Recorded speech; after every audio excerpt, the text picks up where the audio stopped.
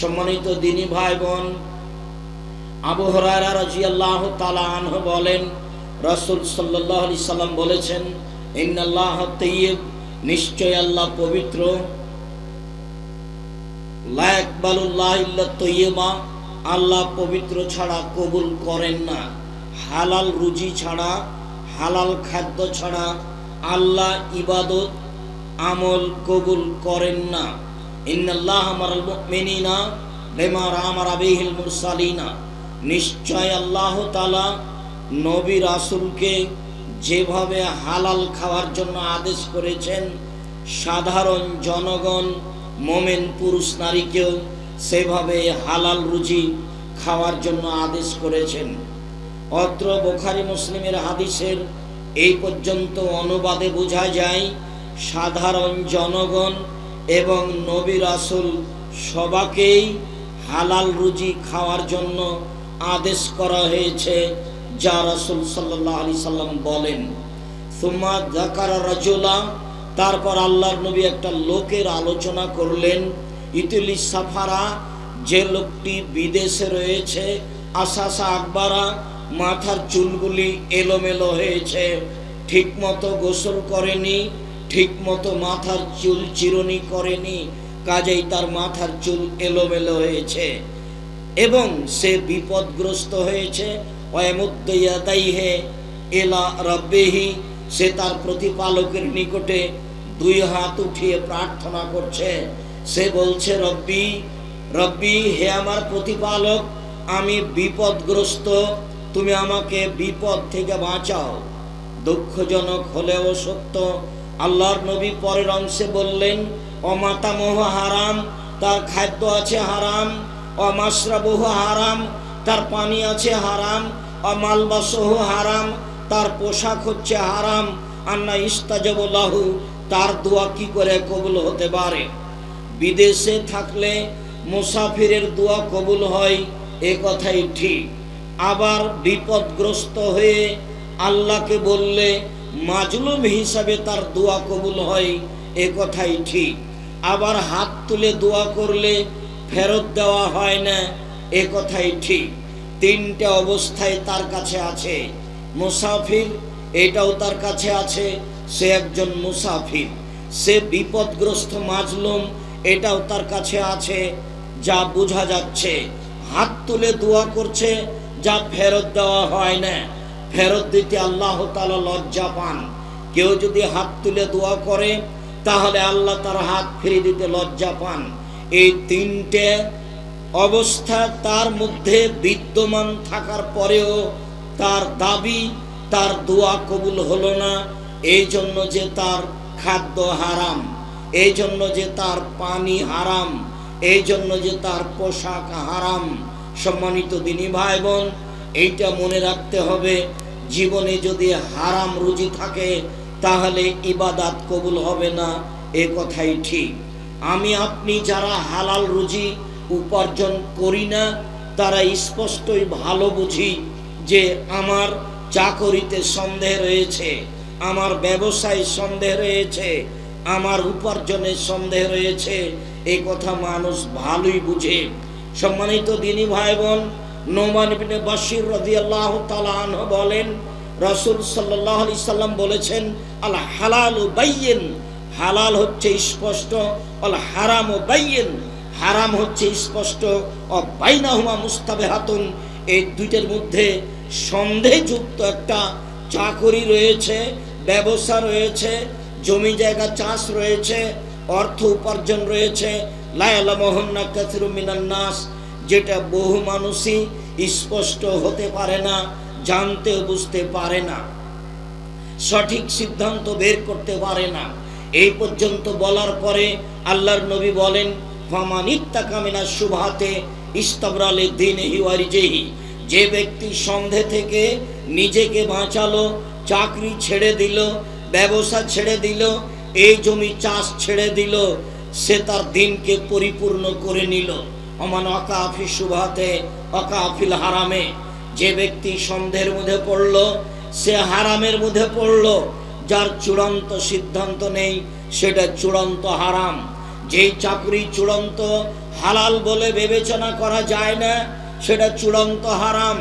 যে ব্যবসা চূড়ান্ত হালাল বলে সিদ্ধান্ত নেওয়া যায় না সেটা চূড়ান্ত হারাম। যেই জমি জায়গা নিজস্ব জমি জায়গা পৈতৃক সম্পত্তি কি না তা স্পষ্ট হওয়া যায় না, সেই জমি চাষ করে উপার্জন করা চূড়ান্ত হারাম। সম্মানিত দিনী ভাই বোন, অত্র বুখারী মুসলিমের হাদিসে বোঝা যায় যে রুজি চূড়ান্ত হালাল বলে বিবেচনা করা যায় না সেটা চূড়ান্ত হারাম। এ কথাই চূড়ান্ত। যে রুজি চূড়ান্ত হালাল বলে বিবেচনা করা যায় না সেই রুজি চূড়ান্ত হারাম। এ কথাই চূড়ান্ত, এ কথাই সঠিক। সম্মানিত দিনী ভাই বোন, অত্র বাক্যের পরে রাসূল সাল্লাল্লাহু আলাইহি সাল্লাম বলেন, মনে রেখো পৃথিবীর মানুষ সন্ধে থেকে বেঁচে থাকতে হবে কার রাই একজন রাখালের মতো। এরা হাওলাল হেমা, যে রাখাল আইলে গরু চড়াচ্ছে। আইল মানে আপনার জমি আর আমার জমির মাঝে যে চিহ্ন রয়েছে তাকে বলে আইল। এই আইলে গরু চড়া থেকে সেই লোককে বিরত থাকতে হবে। কেন? ইউশেক, সম্ভাবনা রয়েছে আয়াত তাফিহে, কখনো খেতে ধানে গরু মুখ দিতে পারে, অতএব তুমি আইলে গরু চড়ায়ও না। মুহাম্মদ সাল্লাল্লাহু আলাইহি সাল্লাম যেভাবে বিবরণ দিলেন তাতে মনে হচ্ছে যে গরু চড়ানো গতিবিধি, আইলের গতিবিধি তিনি ভালোভাবেই জানতেন। তিনি স্পষ্ট করে বললেন, পৃথিবীর মানুষ আইলে গরু চড়া থেকে বিরত থাকো। আইলে গরু চড়ালে কোনো সময় না কোনো সময় ধান খেতে মুখ দিতে পারে, অতএব যাতে সন্ধে রয়েছে তাতে থেকে বেঁচে থাকো, নইলে তুমি ক্ষতিগ্রস্ত হয়ে যাবা। এই কথা বলার পরে আল্লাহর নবী আরো বললেন, আলা লিকুল্লি মালিকিন হিমা ওয়া হিমাল্লাহি মাহারিমহু। পৃথিবীর মানুষ তোমরা মনে রেখো, প্রত্যেকটা দেশের একটা সীমারেখা রয়েছে। বাংলাদেশ শেষ হলে ভারত শুরু হয়, ভারত শেষ হলে বাংলাদেশ শুরু হয়, এটাই দেশের সীমারেখা। আলা হিমাল্লাহি মাহারিমহু, আল্লাহর সীমারেখা হচ্ছে হালাল শেষ হলে হারাম শুরু হয়, হারাম শেষ হলে হালাল শুরু হয়। যখনই আপনার উপার্জন হালাল শেষ হবে তখনই হারাম শুরু হবে, যখনই আপনার উপার্জন হারাম শেষ হবে তখনই হালাল শুরু হবে। এই কথা বলার পরে তিনি আরো বললেন, পৃথিবীর মানুষ শুনে রেখো, সাবধান, আলা লিকুল্লে আলা ফিকুল্লে আও ফিকুল্লে জাসাদিন মুজগা। প্রত্যেকটা মানুষের শরীরে একটা অংশ টুকরা রয়েছে। ইজা সালাহাত সালাহুল জাসাদু কুল্লুহু ওয়া ইজা ফাসাদাত ফাসাদাল জাসাদু কুল্লুহু আলা ওয়াহিয়াল কলব। মনে রেখো সেটাই হচ্ছে অন্তর। যার অন্তর ভালো তার সবই ভালো। শরীরে একটা অংশ রয়েছে সেটাই হচ্ছে অন্তর, সেটাই হচ্ছে দিল। যার অন্তর খারাপ তার সবই খারাপ, যার অন্তর ভালো তার সবই ভালো। এই কথা বলে আপনাকে আর একটা কথা বলে রাখি, আল্লাহর নবী একদা কোনি এক বক্তব্যে বললেন, পৃথিবীর মানুষ শুনে রেখো, আত্তাকওয়া হাহুনা, আত্তাকওয়া হাহুনা, আত্তাকওয়া হাহুনা। পরহেজগারিতা এখানে, পরহেজগারিতা এখানে, পরহেজগারিতা এখানে। এই কথা বলে তিনি হাত দিয়ে তার বুকের দিকে, অন্তরের দিকে, কলিজার দিকে ইশারা করে বললেন, মনে রেখো, যার ভিতরে তাকওয়া আছে সেই ভালো, যার অন্তর ভালো সেই ভালো, যার অন্তর খারাপ সেই খারাপ। এ কথাই চূড়ান্ত। হাদিস বুখারী মুসলিম। সম্মানিত দিনী ভাই বোন, অত্র বিবরণে বোঝা যায় যার অন্তর ভালো সেই হালাল রুজি উপার্জন করতে পারে, যার অন্তর খারাপ সেই বিবেচনাবিহীন হারাম রুজি উপার্জন করতে পারে, হারাম চাকরি করতে পারে, হারাম ব্যবসা করতে পারে, অবৈধ জমি জায়গা চাষ করতে পারে। আবু হুরায়রা রাদিয়াল্লাহু তাআলা আনহু বলেন, রাসূল সাল্লাল্লাহু আলাইহি সাল্লাম বলেছেন, ইয়াতি আলান নাসে জামানুন লা ইয়ালিন নাস মা খাজা মিনহু আমিনাল হালাল আমিনাল হারাম। এমন একটা সময় মানুষের উপরে চলে আসবে, মানুষ পয়সা উপার্জন করবে কিন্তু বিবেচনা করবে না সেটা হালাল না হারাম। মানুষ কত কি করে আজ পয়সা উপার্জন করছে, সে বিবেচনা করে না এটা হালাল কি হারাম। চাকরি করছে বিবেচনা করে না এটা হালাল কি হারাম। ব্যবসা করছে বিবেচনা করে না এটা হালাল কি হারাম। সেটাই এই সময়, যেই সময়ের কথা আল্লাহর নবী বলেছেন। তিনি একদা বলেন, লাকসাল ফাকরা আলা উম্মতি, আমার উম্মত দরিদ্র হয়ে যাবে এই ভয় আমি করি না। আমার উম্মত অর্থ সম্পদে নিঃস্ব হয়ে যাবে এই ভয় আমি করি না।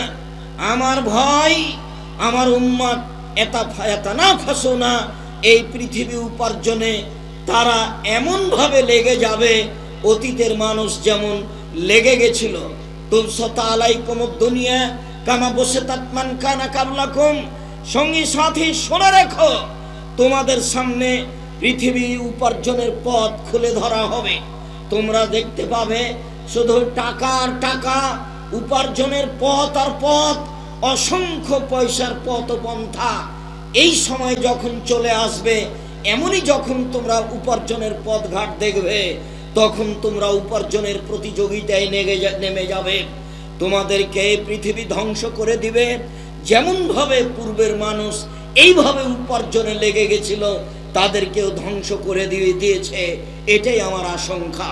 সম্মানিত দিনী ভাই বোন, মাত্র বুখারী মুসলিমের হাদিসও এটাই প্রমাণ করে যে মানুষ নির্দ্বিধায় উপার্জনের পিছনে লেগে যাবে, বিবেচনা করবে না হালাল না হারাম। সেটাই এই সময় যা আপনারা দেখে স্পষ্ট বুঝতে পারছেন সময়ের গতিবিধি। সম্মানিত দিনী ভাই বোন, জাবের রাদিয়াল্লাহু তাআলা আনহু বলেন, রাসূল সাল্লাল্লাহু আলাইহি সাল্লাম বলেছেন, লা ইয়াদখুলুল জান্নাতা লাহমুন নাবাতা মিন সুহতিন। ওই মানুষ, ওই শরীর জান্নাতে প্রবেশ করবে না যেই মানুষ, যেই শরীর অবৈধভাবে বড় হয়েছে। কুল্লু লাহমিন নাবাতা মিনাস সুহতে কানাতিন নার আওলা বিহি। যেই শরীর, যে ব্যক্তি অবৈধভাবে লালিত পালিত হয়েছে, তার জন্য জাহান্নামী যথেষ্ট। আপনি উপার্জন করে জাহান্নামে যাবেন, ছেলে মেয়েকে অবৈধ উপার্জন খাওয়িয়ে তাদেরকে জাহান্নামে পাঠালেন, তাহলে আপনি এমন কি বিবেচনার মানুষ। আব্দুল্লাহ ইবনে আমর বলেন, রাসূল সাল্লাল্লাহু আলাইহি সাল্লাম বলেছেন, আরবান মান কুনা ফিকা ফালা আলাইকা মা ফাতাকা মিনাদ দুনিয়া। মনে রেখো, পৃথিবীর মানুষ চারটা জিনিস আছে যার, সবকিছু আছে তার। মনে রেখো, পৃথিবীর মানুষ চারটে জিনিস নেই যার, কোনো কিছু নেই তার। ইহকাল নেই তার, পরকাল নেই তার।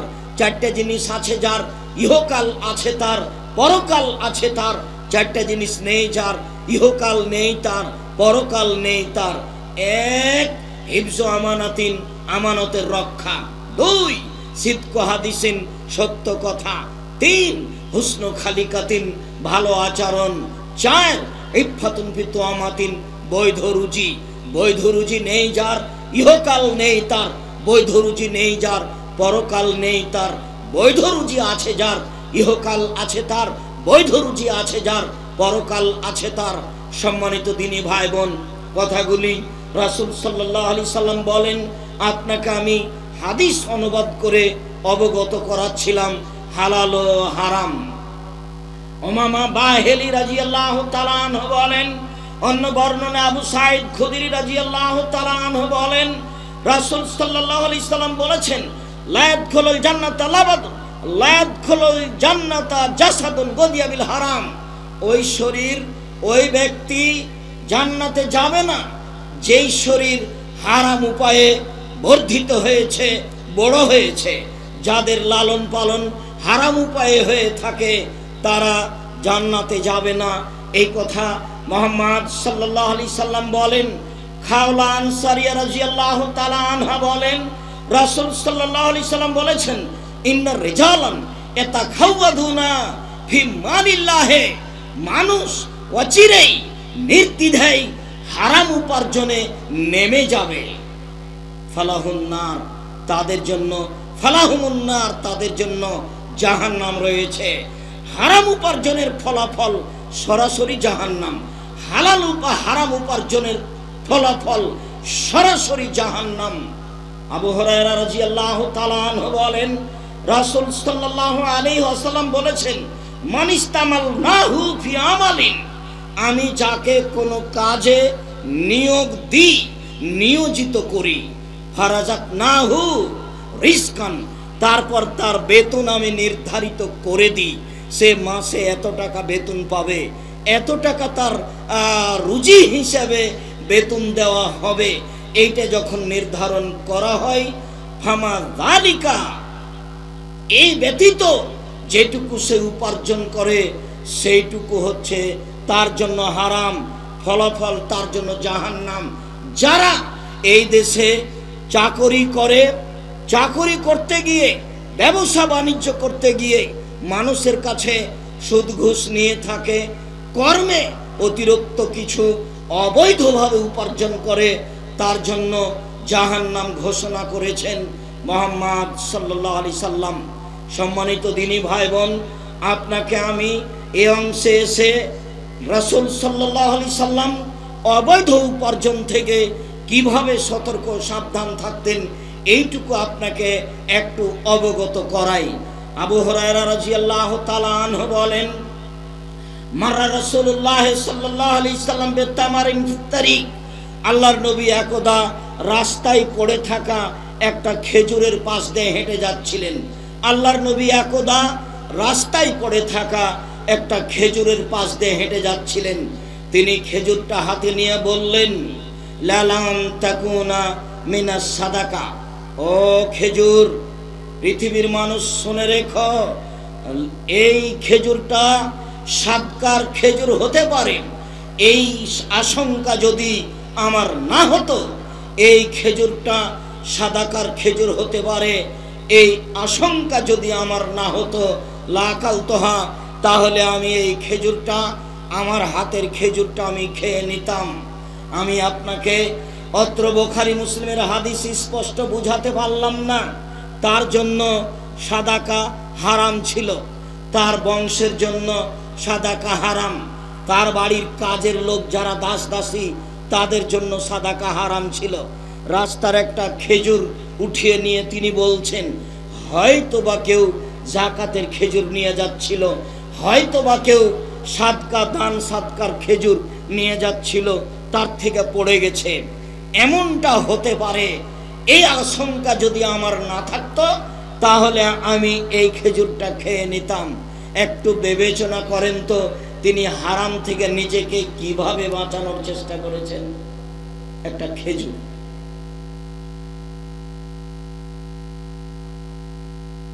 আমরাও বিপদে,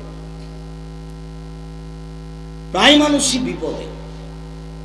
নির্দ্বিধায় মানুষ মানুষের সাথে আত্মীয়তা সম্পর্ক বজায় রেখে চলেছে, হারাম হালাল বিবেচনা ছাড়াই।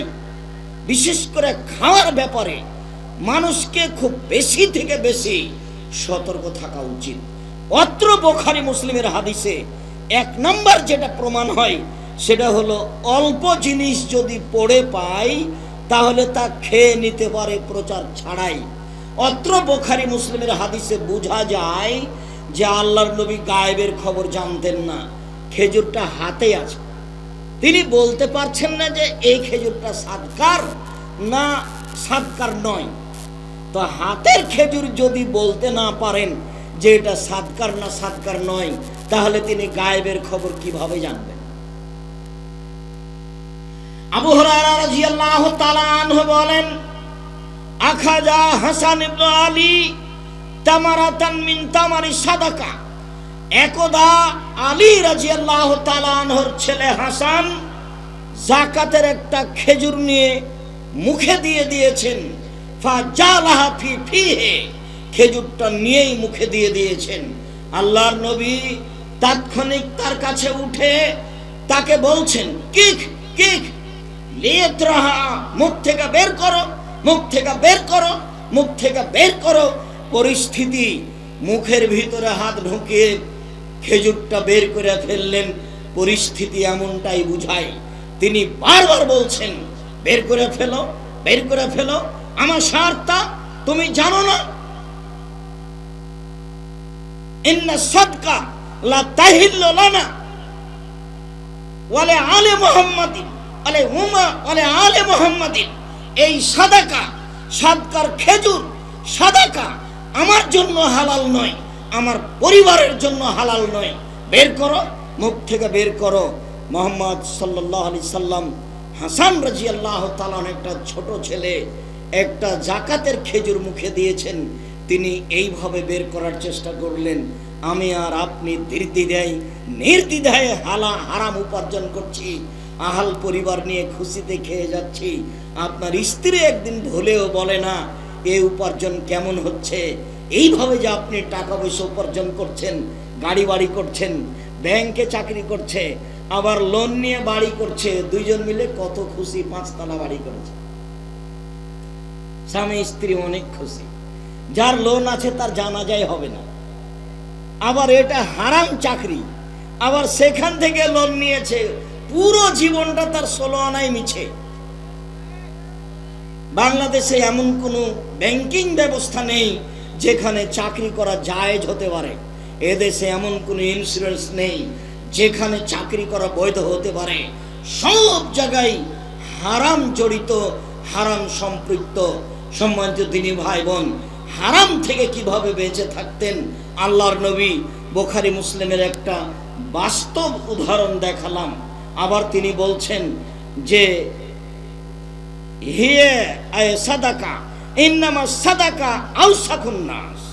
নিশ্চয় দান সাদাকা মানুষের ময়লা, এটা মুহাম্মাদের জন্য বৈধ নয়, মুহাম্মাদের পরিবারের জন্য বৈধ নয়, এবং মুহাম্মাদের বাড়িতে যারা কাজ করে দাস দাসী কাজের পুরুষ নারী এদের জন্য জায়েজ নয়। তাহলে হালাল হারামের বিবেচনা কেমন হওয়া উচিত? আয়েশা রাদিয়াল্লাহু তাআলা আনহা বলেন, কানালে আবু বকর গোলাম, উপার্জিত সম্পদ হতে খেতেন। আয়েশা রাদিয়াল্লাহু তাআলা আনহা বলেন, আবু বকর সিদ্দিক রাদিয়াল্লাহু তাআলা আনহর একটা গোলাম ছিল, সে যা উপার্জন করত সেখান থেকে তিনি খেতেন। ফাজা ইয়ামান বিশাইন ফাকালা মিনহু, একদা সেই গোলাম কিছু পয়সা কিছু খাদ্য নিয়ে এসেছে বাড়িতে, সেখান থেকে আবু বকর সিদ্দিক খেয়ে নিয়েছেন। তখন গোলাম বলছে, আতাদরি মা হাজা, এইটা কি আপনি কি জানেন? আপনি যে খেয়ে ফেললেন, তা আপনি কি জানেন এইটা কি? আপনি যে বড়ইটা খেলেন, আমার পয়সা উপার্জন ছিল, বৈধ ছিল কিনা তা আপনি কি জানেন? আমার বাড়িতে দাওয়াত খেলেন, এটা বৈধ কিনা তা আপনি কি জানেন?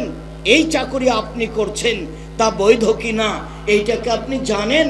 এই ব্যবসা করছেন এটা বৈধ কিনা তা আপনি কি জানেন?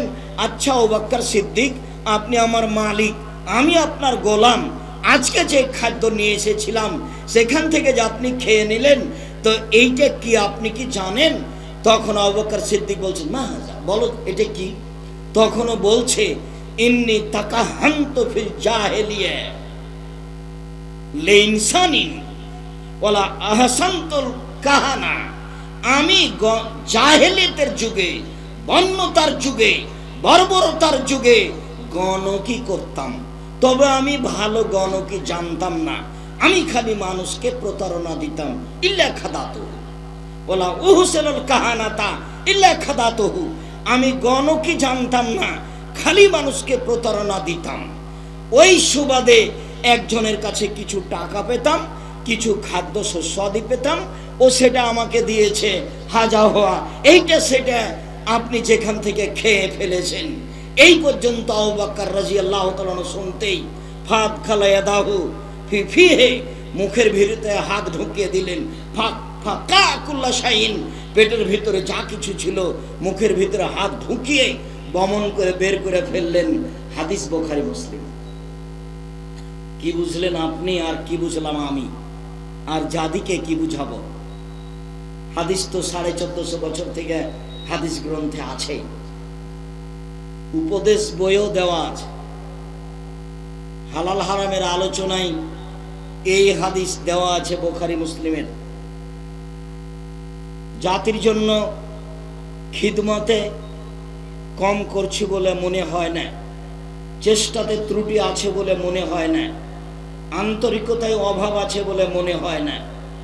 জাতি হয়তোবা যথাযথভাবে মূল্যায়ন করছে না, বা করলো না,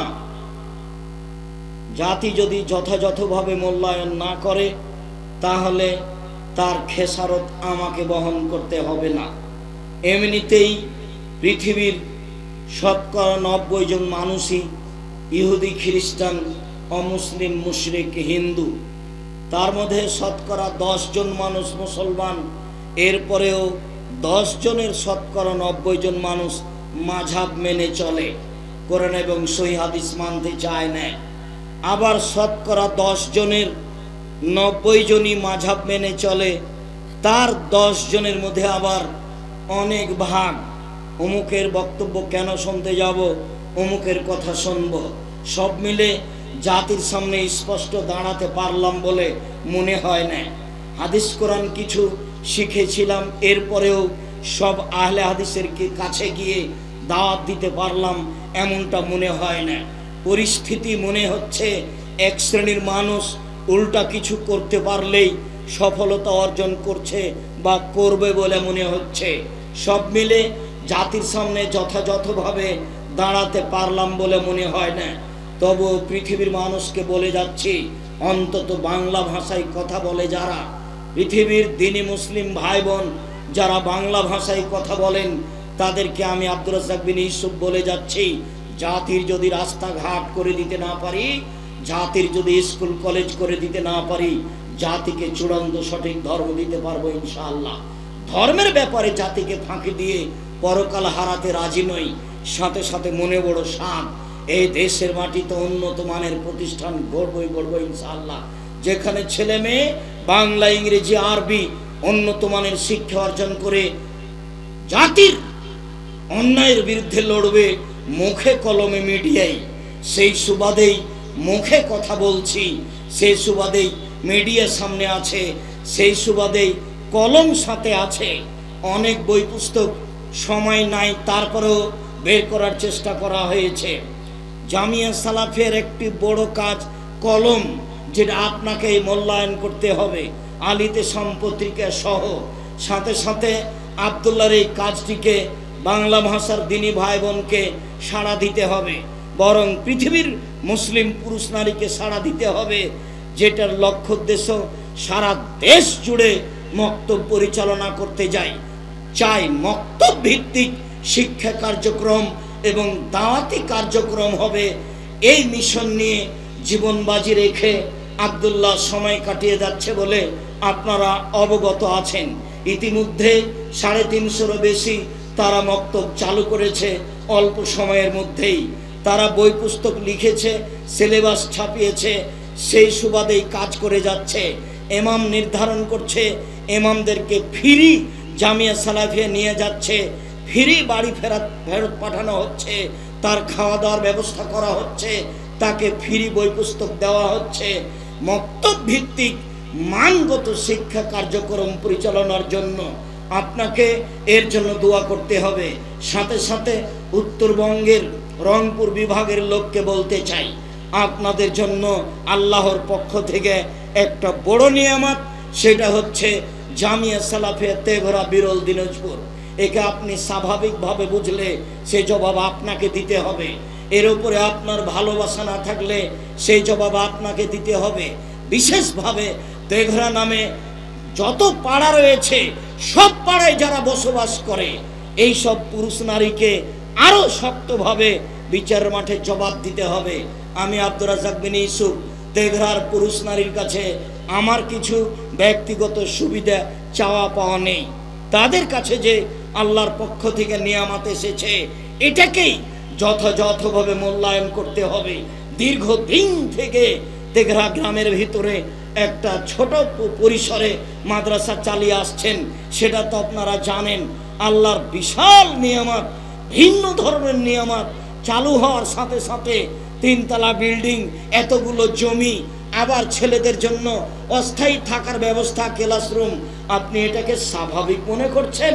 সাথে সাথে প্রায় 700 মতো ছেলে মেয়ে জামিয়া সালাফে পড়াশোনা করে। সংকীর্ণতা অন্তরে থাকলে জবাব আপনাকে দিতে হবে, আমাকে দিতে হবে না।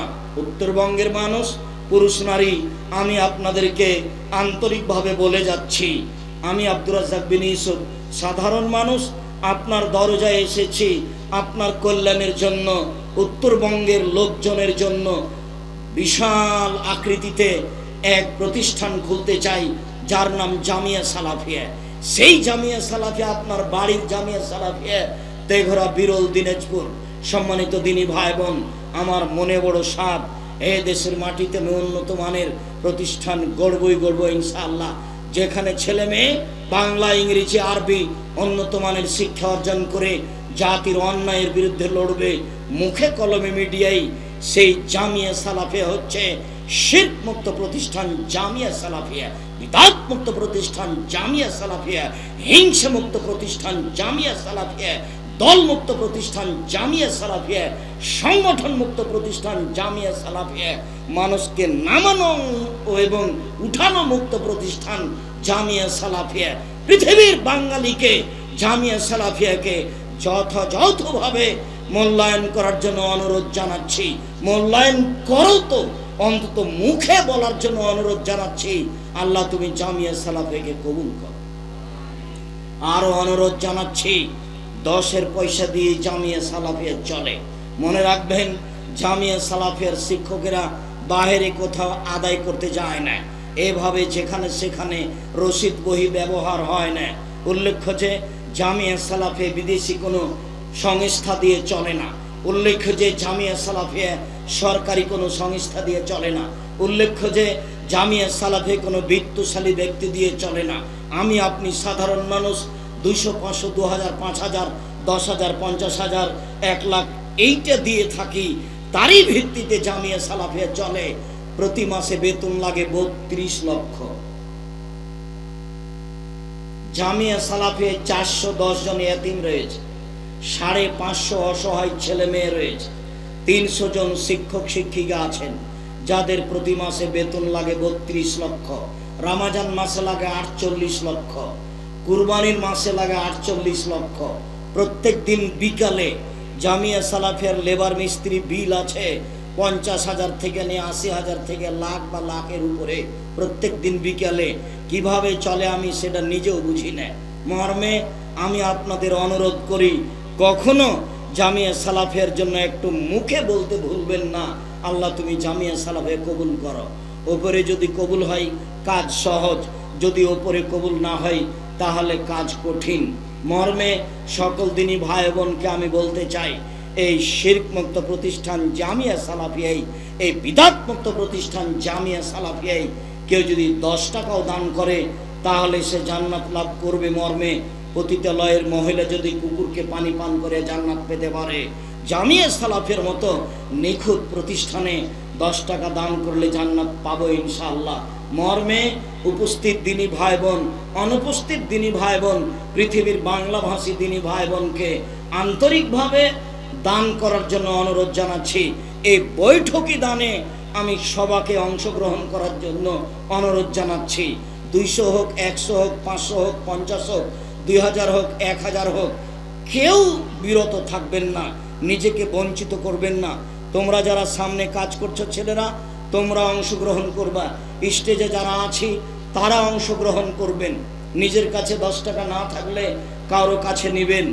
আমি খাকসার সাধারণ মানুষ আপনাদের জন্য দোয়া করি এবং আপনাদের বৈঠকি দানে আমিও অংশগ্রহণ করি। সবাইকেই এই বৈঠকি দানে অংশগ্রহণ করার জন্য অনুরোধ জানাচ্ছি। বড় মনে দান করবেন। আমি বললাম 10 টাকা 10 টাকাই করতে হবে এমনটা কথা নয়। খেয়ে শেষ করবেন না, ঘুরে বেড়িয়ে শেষ করবেন না। প্রয়োজনীয় জরুরি কিছু থাকলে কিনবেন। এছাড়া যা নিয়ে এসেছেন যা দান করে যাবেন।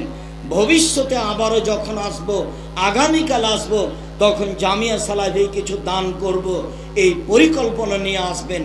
মর্মে আমি উপস্থিত বৈঠকের সকল দিনী ভাই বোনকে প্রাণ ভরে মন ভর্তি করে যার যতটুকু সম্ভব দান করার জন্য অনুরোধ জানাচ্ছি।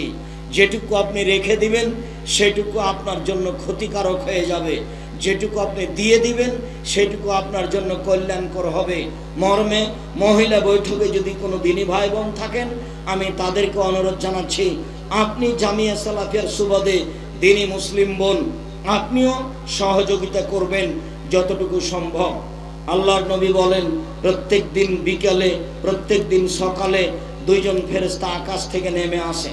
একজন বলে আল্লাহ যে যতটুকু দান করলো তুমি তার ততটুকু পূর্ণ করে দাও, আল্লাহ যে যতটুকু দান করলো না তুমি তার ততটুকু ক্ষতি করে দাও।